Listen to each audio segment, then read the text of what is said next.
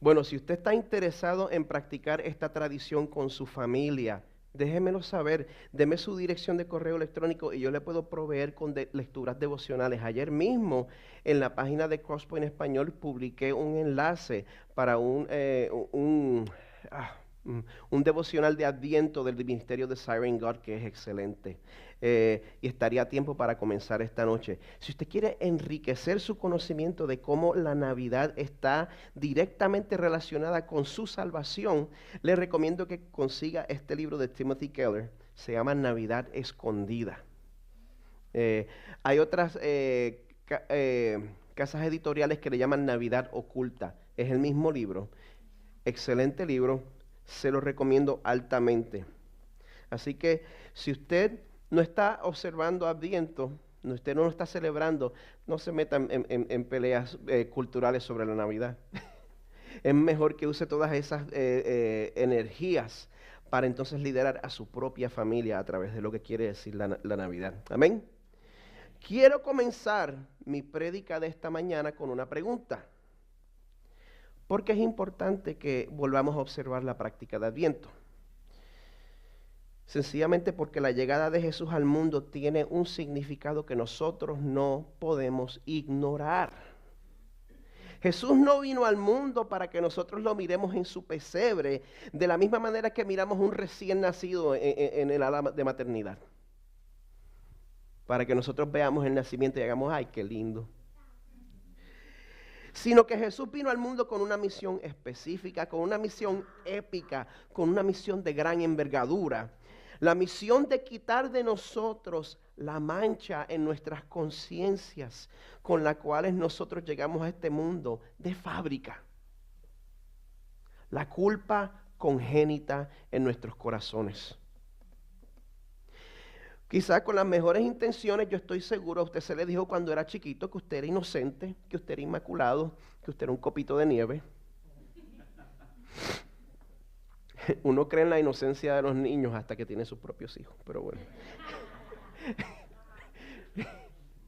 Y hay otros como yo que se crían en la iglesia y como nosotros aprendemos a vivir de maneras que son externamente morales, aprendemos a hacer todas las cosas que nos enseñan en la iglesia, nos aprendemos todos los cánticos, memorizamos escritura, somos parte del ministerio de jóvenes, llegamos ya a nuestra juventud y terminamos creyendo que en nuestro mundo hay dos clases de personas. Están los mundanos, los malvados y nosotros los buenos. Y entonces cuando vemos en los medios de comunicación lo que está pasando últimamente, que toda la gente que han sido una partida de degenerados y abusadores están cayendo por su propio peso en esa redada de pervertidos que estamos viendo, y por fin se está sabiendo la verdad sobre ellos, entonces pensamos en nuestros corazones como pensaba un fariseo. Señor, te doy gracias porque yo no soy como ese hombre. Qué bueno que yo no soy así. Pero entonces nos acostamos a dormir y nosotros no podemos evitar pensar en el hecho que dentro de nuestros corazones quizás tenemos mucho más en común con esas personas de lo que estamos dispuestos a admitir. Y el temor más grande que albergamos en nuestros corazones es que llegue el día en que toda esa gente que hemos estado tratando de impresionar, nuestro jefe, nuestros amigos, nuestras esposas, de alguna manera se enteren de todos los deseos y las fantasías perversas que nosotros escondemos en nuestro corazón.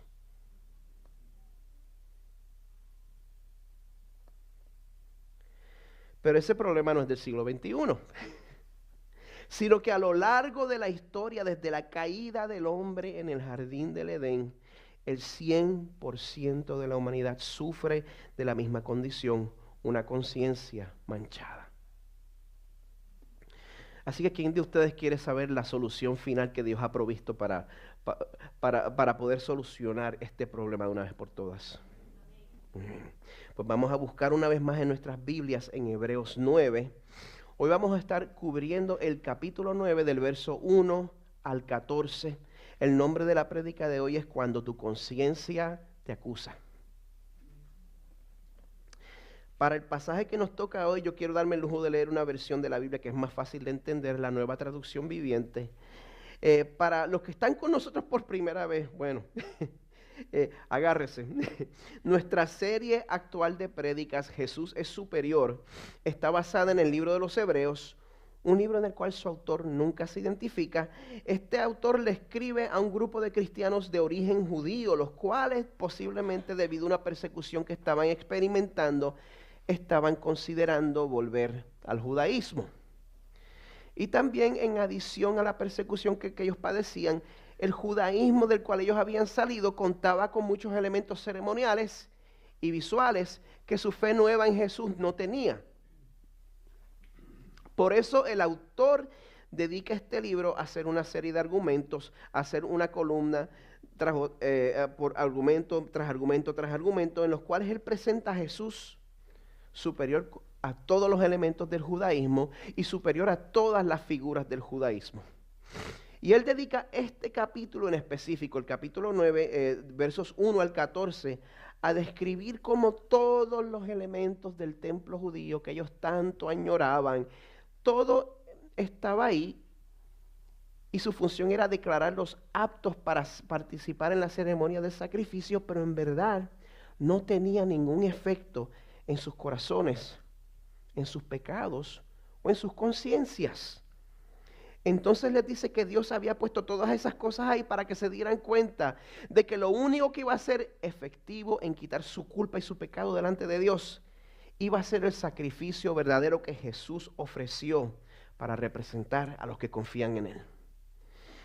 Por tanto, si lo real ya ha sido revelado, ¿para qué volver atrás al símbolo? Así que vamos a leer juntos en Hebreos 9. Una vez más estoy en la Nueva Traducción Viviente, versos 1 al 14. El Señor está a punto de hablarnos directamente. Dice: ese primer pacto entre Dios e Israel incluía ordenanzas para la adoración y un lugar de culto aquí, en la tierra. Ese tabernáculo, el nombre del lugar de adoración, estaba formado por 2 salas. En la primera sala había un candelabro, una mesa y los panes consagrados sobre ella. Esta sala se llamaba lugar santo. Luego había una cortina detrás de la cual se encontraba la segunda sala, llamada lugar santísimo. En esa sala había un altar de oro para el incienso y un cofre de madera conocido como el arca del pacto, el cual estaba totalmente cubierto de oro. Dentro del arca había un recipiente de oro que contenía el maná, la vara de Aarón a la que le habían salido hojas y las tablas del pacto que eran de piedra. Por encima del arca estaban los querubines de la gloria divina cuyas alas se extendían sobre la tapa del arca, es decir, el lugar de la expiación. Pero ahora no podemos explicar estas cosas en detalle. Cuando estos elementos estaban en su lugar, los sacerdotes entraban con regularidad en la primera sala durante el cumplimiento de sus deberes religiosos, pero solo el sumo sacerdote entraba en el lugar santísimo y lo hacía una sola vez al año. Y siempre ofrecía sangre por sus propios pecados y por los pecados que el pueblo cometía por ignorancia.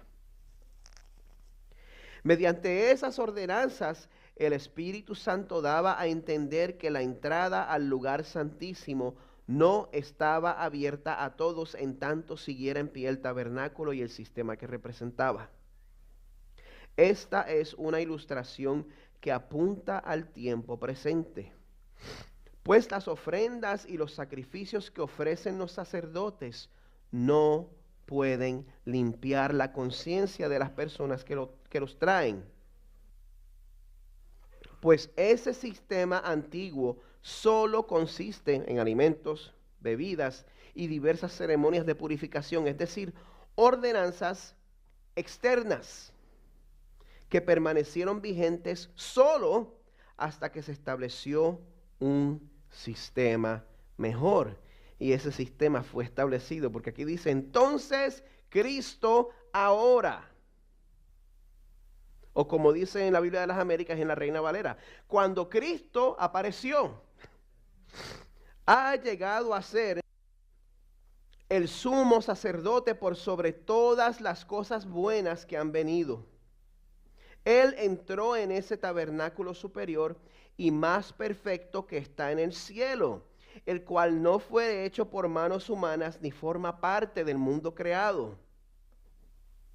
Con su propia sangre, no con la sangre de cabras ni de becerros, entró en el lugar santísimo de una sola vez y para siempre. Y aseguró nuestra redención eterna.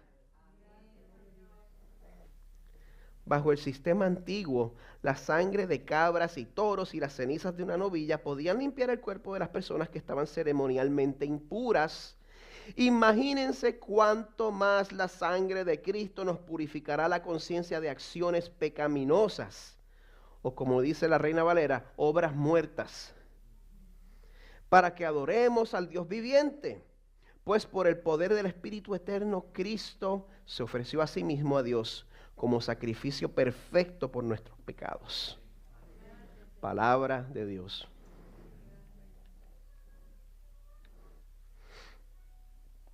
Una oración apropiada es una que encontré en el libro que se llama El Valle de Visión, un libro de oraciones puritanas.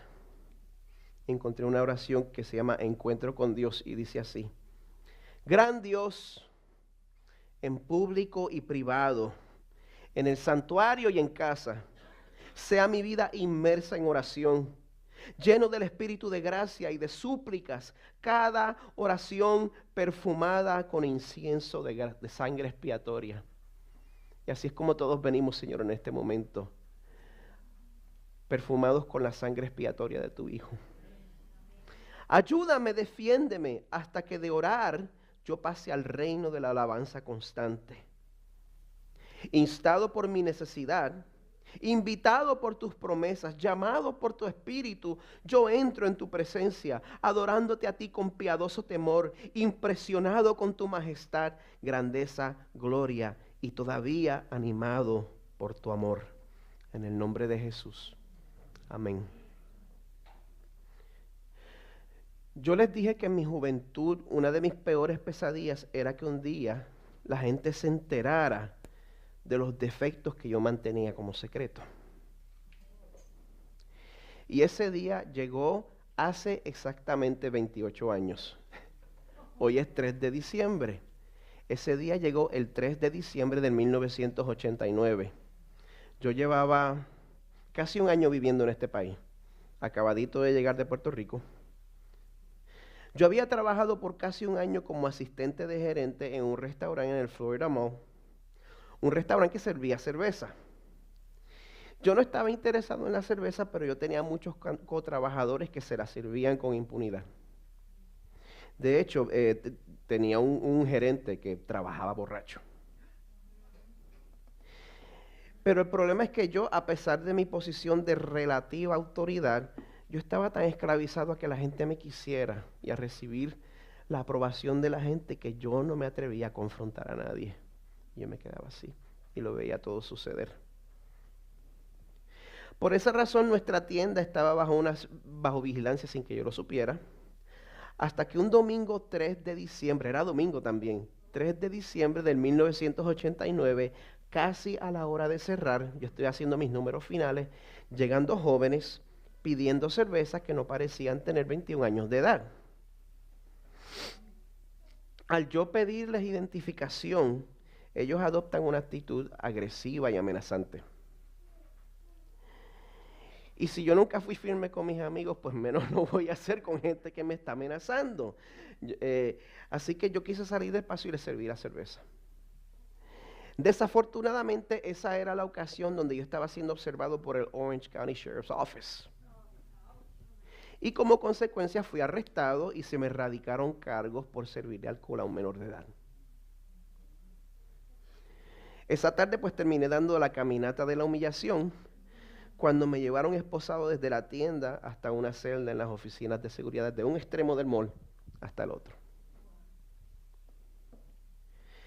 Y pensando, pues quizás las circunstancias no fueron 100% justas, pero cuando al fin yo llegué a casa y me acosté a dormir, yo no podía negar que las malas decisiones que yo había tomado esa tarde fueron decisiones que tomé porque en el fondo de mi corazón yo era un cobarde. En mi corazón estaba la misma cobardía que hay en las personas que pueden presenciar todo tipo de crimen y de injusticia y se quedan callados. No hacen nada. Vemos eso en muchos países donde la gente es reprimida. Vimos eso en la Alemania nazi. Muchas personas estuvieron ahí y nadie se atrevió a decir nada. Ese es el tipo de temor que descalifica a cualquiera para ser líder. Yo había terminado mi primer año en los Estados Unidos, que era un año de tanta promesa, dándome cuenta de que el haberme criado en la iglesia y el haber aprendido a aparentar virtud delante de las personas que yo quería impresionar, no había hecho nada para cambiar mi corazón cobarde y negligente. Le pregunto, ¿le ha llegado a usted su 3 de diciembre? Ese día donde usted se encontró en una situación en la que nunca esperó estar. Ha tenido la oportunidad de confrontar su propia bancarrota moral. ¿O usted todavía se considera que es del bando de los buenos? Los buenos somos más. Si ese día ya le llegó y yo sé que no soy el único, no me estén mirando con la cara de religioso, le quiero preguntar, ¿qué ha hecho usted al respecto? Cuando usted confronta su bancarrota moral, ¿qué hace usted al respecto? ¿Qué ha hecho usted con la culpa dentro de su corazón? ¿Cuál ha sido su reacción? Quizá usted ha resuelto en su mente, bueno, ¿cómo puedo tratar con esta oscuridad que hay dentro de mí? Se ha entregado a una vida de moralidad y va a ser el más espiritual de todos. O quizás se ha entregado a una vida de filantropía, en la cual está dando 90% de su ingreso a causas nobles. O quizás se ha entregado a algún tipo de activismo social. O quizás al ver que al final del día eso no tiene ningún efecto en la culpa que usted tiene con Dios, se ha casado del jueguito y ha decidido que usted va a definir su propia moralidad. No importa cuál camino haya escogido, el camino de tratar de impresionar a la gente y a Dios, o el camino de, bueno, ya me cansé de esto, yo voy a definir mi propia moralidad. Esos dos caminos tienen algo en común. Y es que usted está confiando en que usted se puede redimir a usted mismo, en que usted se puede salvar a usted mismo. Por lo tanto, al final del día el resultado va a ser la misma frustración, el mismo vacío. Pero yo quiero que sepa que Dios ha determinado que usted esté aquí en esta mañana para que se dé cuenta de lo que enseña el pasaje de hoy. El hecho que tus mejores esfuerzos solo disfrazan tu culpa, pero solo Jesús la quita de raíz. Es interesante ver cómo esa puede ser la conclusión de un pasaje que es tan difícil de entender. Y lo que lo hace difícil de entender es el hecho de que este pasaje está hablando de una experiencia que ninguno de nosotros ha tenido que pasar. Yo no sé, ¿alguno de ustedes se crió judío? Esta es la experiencia de presenciar los sacrificios animales en el día de Yom Kippur, el día de la expiación de la fe judía. Y cuando nos encontramos con un pasaje así de difícil que habla de cosas que no son parte de nuestra experiencia, cuando leemos sobre alimentos, bebidas, diversas ceremonias de purificación, la sangre de cabras y toros y rociar las cenizas de una novilla sobre una persona. O sea que hay que matar una novilla, hay que calcinarla, hay que hacer cenizas y hay que rociar esas cenizas. ¿Qué? Es importante que cuando encontramos ese tipo de contenido no tomemos la actitud de pensar, bueno, como yo no tengo un marco de referencia cultural para identificarme con eso, pues mejor ni le hago caso. No, ahora cuando consideremos este pasaje detenidamente, tenemos que darnos cuenta de que aunque esa no es nuestra experiencia ahora, cuando Dios instituyó estos ritos, porque Él los instituyó, cuando Él instituye estas ceremonias, Él tenía el propósito de revelar su carácter al pueblo. Y lo primero que podemos apreciar al ver los detalles envueltos en el diseño del templo es el esplendor de nuestro Dios. Cuando concluimos el mensaje del domingo pasado, el último verso del capítulo 8 decía que cuando Dios dijo que iba a establecer un nuevo pacto, hizo anticuado al primero. Así es como termina el capítulo 8. Por eso comienza el capítulo de hoy hablando de ese antiguo pacto. El verso 1 dice, ese primer pacto entre Dios e Israel incluía ordenanzas para la adoración y un lugar de culto aquí, en la tierra. Ese lugar de culto del cual el autor nos está hablando es el tabernáculo. El tabernáculo era un tipo de templo portátil. Siempre que yo hablo del tabernáculo, recuerdo que mi mamá nos enseñaba sobre eso con un detalle increíble. Y nosotros teníamos un modelo del tabernáculo en nuestra casa. Y mi mamá era experta en el tabernáculo. Yo no voy a estar haciendo eso en esta mañana. Ni siquiera me voy a atrever a llegar a una mitad del detalle que ella sabía. Pero quiero que sepa, cuando los hebreos fueron liberados de su esclavitud en Egipto, Dios le da instrucciones específicas a Moisés sobre cómo construir ese templo. Específicas. Medida, materiales, tela, color, todo. Para que el pueblo pudiera adorar a Dios durante su peregrinaje en el desierto. En la ilustración que tienen en pantalla pueden ver que el tabernáculo estaba rodeado de una cerca que era de un poco más de 2 metros de altura. Así que a menos que usted fuera Shaquille O'Neal, no, perdón, estoy en los 90. ¿Quién es el mejor jugador ahora? LeBron James. A menos que usted fuera LeBron James, pues usted no iba a poder mirar por encima de eso. Una vez uno entraba por el frente, pues llegaba al atrio. Y frente a la puerta del tabernáculo estaba el altar de los holocaustos, donde se quemaba la carne de los animales sacrificados como ofrenda. Y había además un gran recipiente lleno de agua justo después de eso, perdón, llamado la fuente de bronce. Ahí los sacerdotes se lavaban las manos y los pies antes de ejercer sus funciones de ministerio. Entonces el tabernáculo poseía ese atrio donde se ubicaban los que venían a adorar a Dios y a ofrecer sus sacrificios. Ahora, el pasaje de hoy no está hablando del atrio, el pasaje de hoy está describiendo el resto del tabernáculo central, la estructura en el medio. Dice el verso 2, ese tabernáculo estaba formado por 2 salas. En la primera, que se ve a la derecha, en la primera sala había un candelabro, una mesa y los panes consagrados sobre ella. Esta sala se llamaba lugar santo. Afuera, al atrio, como les dije, llegaban las familias que venían a ofrecer el sacrificio, pero al lugar santo solo entraban los sacerdotes levitas. El verso 3 continúa.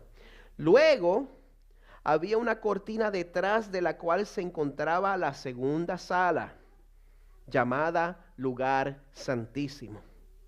Y como van a ver, ahí solo entraba uno, el sumo sacerdote, y solamente una vez al año, para presentar el sacrificio por sus propios pecados y los pecados del pueblo. Dice el verso 4, en esa sala había un altar de oro para el incienso y un cofre de madera conocido como el arca del pacto, el cual estaba totalmente cubierto de oro. Y esto ni siquiera llega al detalle que uno ve. Si usted puede leer, si usted puede dedicar tiempo a leer entre Éxodos 25 al 40, eso pone en detalle toda la construcción. Dice, dentro del arca había un recipiente de oro que contenía el maná, Cuando los israelitas estaban vagando por el desierto, se quejaron y Dios milagrosamente los proveyó con pan del cielo, maná. Pues tenían una caja que tenía ese maná como recordatorio. Tenía la vara de Aarón a la que le habían salido hojas, una vara que había florecido. Porque no importa cuántos milagros el Señor haya, la gente como quiera se revela. Y un día el Señor tuvo que llamar al pueblo y decir, cada tribu traiga una vara, y la tribu de Leví te ponga el nombre de Aarón. Y el Señor hizo que la vara de Aarón floreciera para confirmar delante del pueblo que él estaba endosando el liderato de Aarón. Pues esa vara estaba ahí. Y las tablas del pacto que eran de piedra. Esas son las tres cosas que estaban en el arca del pacto que Indiana Jones se llevó. No. Pero las tablas del pacto se refieren a los 10 mandamientos, no a los primeros, porque Moisés los rompió cuando vio al pueblo adorando el becerro de oro. Eso es el segundo par de tablas que el Señor le dio. Continúa el verso 5. Por encima del arca estaban los querubines, 2 ángeles que se estaban mirando el uno al otro, de la gloria divina, cuyas alas se extendían sobre la tapa del arca, es decir, el lugar de la expiación. Pero ahora no podemos explicar estas cosas en detalle y desafortunadamente mi tiempo está igualmente limitado, y me voy a aprovechar de esto porque no le puedo dar todo el detalle que se merece. Lo que yo quiero que noten con todo esto que he descrito, y gracias por su atención, es que todo lo que tiene que ver con la construcción del tabernáculo está comunicando algo. No es al azar. Cada cosa tiene su símbolo. Y el tabernáculo, como todo, tiene un propósito. Las instrucciones para la construcción del templo se tenían que seguir al pie de la letra. Y si usted puede dedicar, como le dije, tiempo a leer esas instrucciones en Éxodo, va a notar que todos los utensilios, todo lo que es hecho de madera, todo lo que es hecho de tela, todo tenía que ser hecho de materiales de calidad. La calidad se nota, ¿verdad? Usted ve 2 personas vestidos de igual manera, jeans y una camisa de botones. Y usted puede notar quién compró su ropa en Target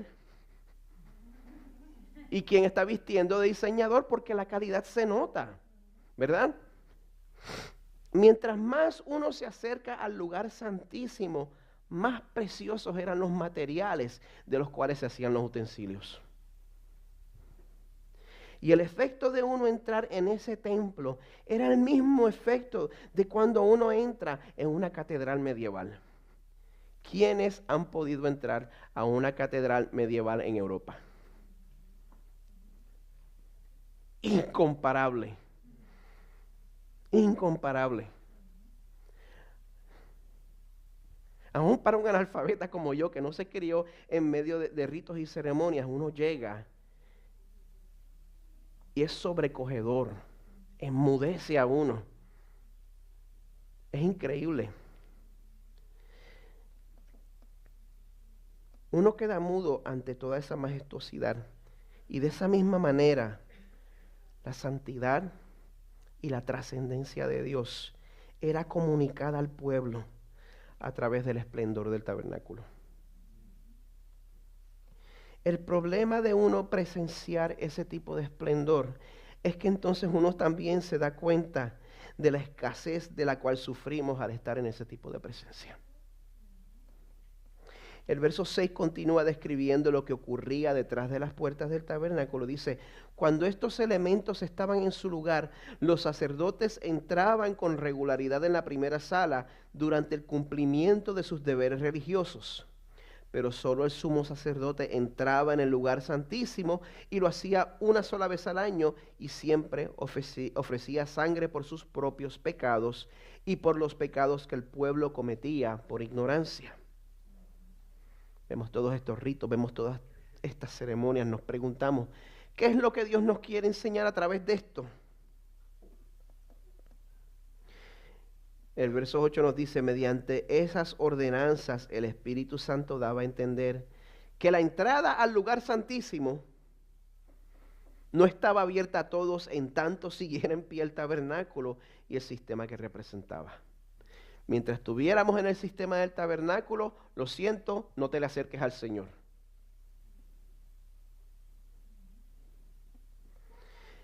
Era importante que el autor le comunicara a su público. Estamos hablando de aproximadamente el año 35 después de Cristo, que ellos se encontraban en un tiempo de transición en el cual el viejo pacto tenía que desaparecer para que el nuevo comenzara.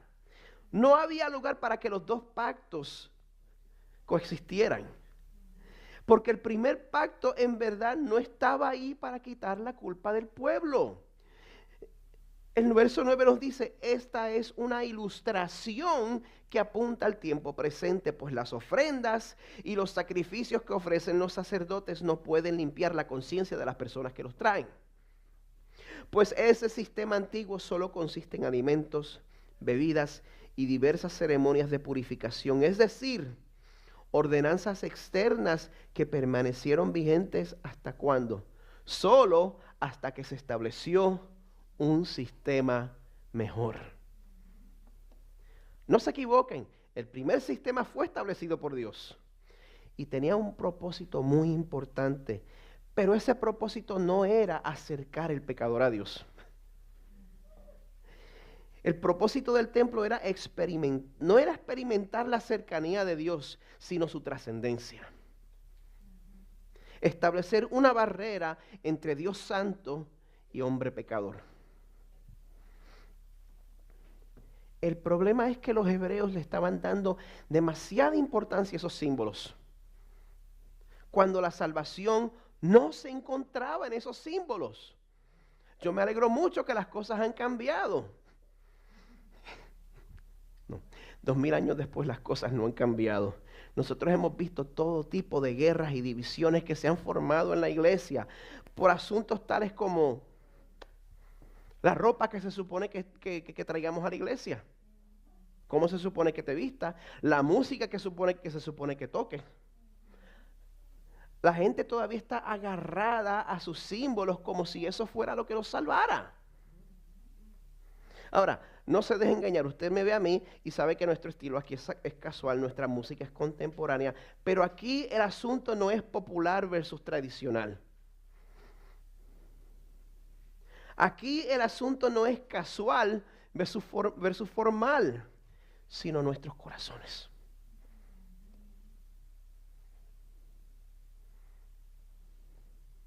Porque usted puede darse alarde de que estamos en una iglesia casual donde le damos la bienvenida a todo el mundo. Pero si usted llega donde el Señor tratando de impresionarlo con lo amistoso que es usted, está en la misma situación que la persona que se pone saco y espera que el Señor lo acepte por su formalidad. Nosotros no podemos impresionar a Dios. Si se van con algo esta mañana, nosotros no podemos impresionar a Dios. Lo que importa no es el sacrificio que yo le traigo a Dios. En el Salmo 51, 15 al 17, el rey David declara, Señor, abre mis labios y publicará mi boca tu alabanza. Porque no quieres sacrificio, que yo lo daría. No quieres holocausto. Los sacrificios de Dios son el espíritu quebrantado, al corazón contrito y humillado. No despreciarás tú, oh Dios. La realidad de un corazón contrito y humillado no tiene que ver nada con nuestro estilo, sino que ese tipo de corazón ocurre cuando reconocemos lo que dicen Hechos 17, 24 y 25. El Dios que hizo el mundo y todas las cosas que en él hay, siendo Señor del cielo y de la tierra, no habita en templos hechos por manos humanas, ni es honrado por manos de hombres, como si necesitase de algo, pues Él es quien da a todos vida y aliento y todas las cosas. El Señor nos dice en esta mañana, ¿tú crees que a mí me impresiona verte en saco?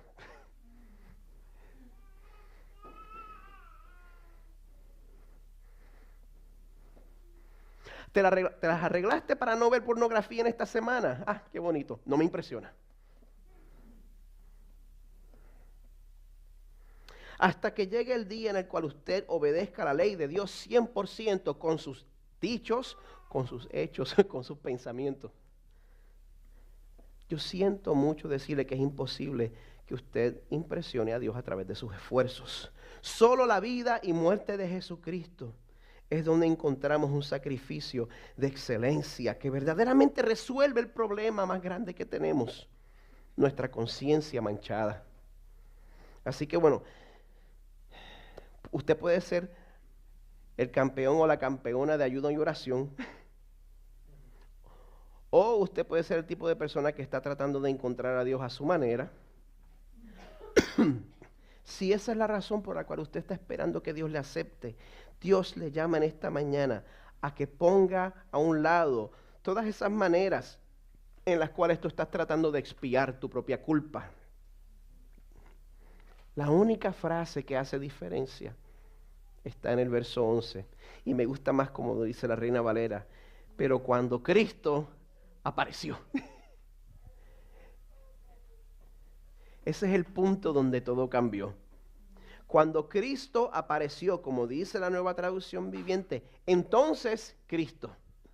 Entonces Cristo ahora ha llegado a ser el sumo sacerdote sobre todas las cosas buenas que han venido. Él entró en ese tabernáculo superior y más perfecto que está en el cielo. Usted sabe que el tabernáculo terrenal era un símbolo del tabernáculo verdadero que existe en la presencia del Señor. En ese tabernáculo entró Jesús, el cual no fue hecho por manos humanas ni forma parte del mundo creado. Entró, como dice aquí, con la sangre de cabro. Ok, perdón. Entró en nombre de la gente que viene engabanado y en saco a la iglesia. No, ok. Con su propia sangre. No con la sangre de cabras, ni de becerros, ni de cualquier manera en la cual usted esté esforzándose. No con la sangre de cabras, ni de becerros, ni de filantropía, ni de activismo social. Entró en el lugar santísimo todas las veces que usted, entró en el lugar santísimo, pero está listo para entrar otra vez cada vez que usted peque. Entró en el lugar santísimo una sola vez y para siempre. Y aseguró nuestra redención con tal de que usted se porte bien. Aseguró nuestra redención eterna. ¿Qué quiere decir eterno? Que no tiene fin. Usted no tiene forma de cancelar lo que el Señor ha hecho por usted. Y para mí el 3 de diciembre del 89 fue una fecha, bueno, no fue la única, entre otras, en la cual yo tuve que enfrentar el hecho de que ante un Dios perfecto yo no doy el grado. Pero este 3 de diciembre del 2017 puede ser la fecha en la que junto a mí tú puedes celebrar lo que solo Cristo ofrece, una conciencia limpia.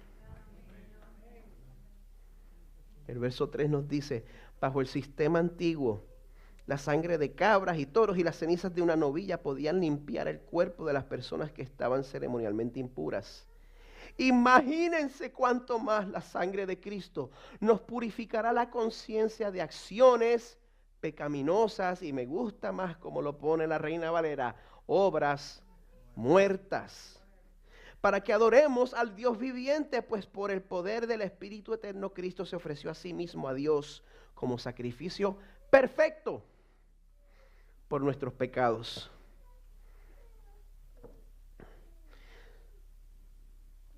¿Sabe qué es lo que hace que sus obras buenas importen?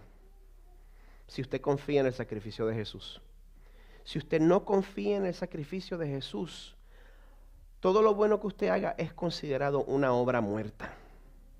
Me perdonan. Pero algunos de nosotros pues nos tenemos que arrepentir de nuestros pecados, pero otros nos tenemos que arrepentir de nuestros esfuerzos religiosos.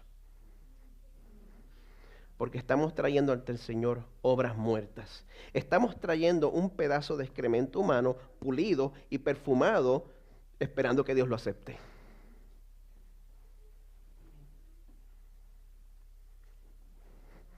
Me perdona, pero la palabra de Dios con eso es que compara nuestros esfuerzos. Bueno, es un poquito más, un poquito más descriptivo. Pero el sacrificio de Jesús hace posible que nuestras buenas obras se conviertan en actos de adoración y servicio al Dios viviente. Nuestra fe en Cristo es lo que hace que nuestras buenas obras importen para la eternidad. Porque solo la vida, muerte y resurrección de Jesús es el sacrificio por el cual en Mateo 27, el velo que veíamos en el templo, que separaba al lugar santo del lugar santísimo, fue rasgado de arriba para abajo, declarando que todo el que confíe exclusivamente en ese sacrificio puede venir ante Dios y puede recibir su gracia. El equipo de adoración puede pasar. En este momento vamos a estar transicionando a nuestro tiempo de comunión, pero antes quiero cerrar citando un himno escrito hace cientos de años por un pastor anglicano inglés, a ver si me sale el nombre de él correctamente, Augustus Montague Toplady. Pues entonces él escribió un himno titulado Roca de la Eternidad. En inglés se conoce como Rock of Ages. Y él captura la realidad de nuestra situación delante del Señor. Dice así: aunque sea siempre fiel, aunque llore sin cesar, del pecado no podré justificación lograr. Solo en ti teniendo fe, deuda tal podré pagar. Y eso es lo que vamos a recordar en este momento, que venimos a recibir la gracia del Señor, participando en el sacramento de la comunión. Le ruego que trate este sacramento con respeto, porque Dios lo espera de usted. Ahora, esto no quiere decir que solo la gente perfecta puede pasar, porque ninguno podría pasar. Pero si usted es una persona que ha confiado en el Señor y usted le ha llegado su 3 de diciembre y usted sabe que delante del Señor usted no lo puede impresionar, y usted vive una vida transparente en la cual no trata de esconder su pecado, yo le invito que pase al frente y reciba la gracia del Señor. Y si usted no está seguro de lo que es ser seguidor de Jesús, pues yo le pido que permanezca en sus asientos mientras hacemos esta observación juntos. Pero usted no tiene que quedarse en esa situación. Queremos hablar con usted y queremos apuntarle hacia ese Salvador que va a limpiar su conciencia. Así que, Señor, te damos gracias porque la venida de tu Hijo significa que podemos venir ante ti, Señor, y que todo lo que hacemos por ti, Señor, ahora tiene un significado eterno. Y en vez de ser obras muertas, Señor, estamos sirviendo al Dios viviente. Señor, ayúdanos a darnos cuenta que solo confiando en ti es que vale la pena vivir y trabajar.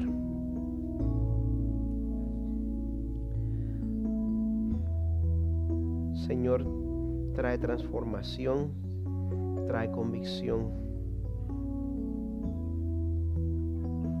porque solo tú puedes cambiar los corazones. Te pedimos todo esto en el nombre de Jesús. Amén. Estemos de pie.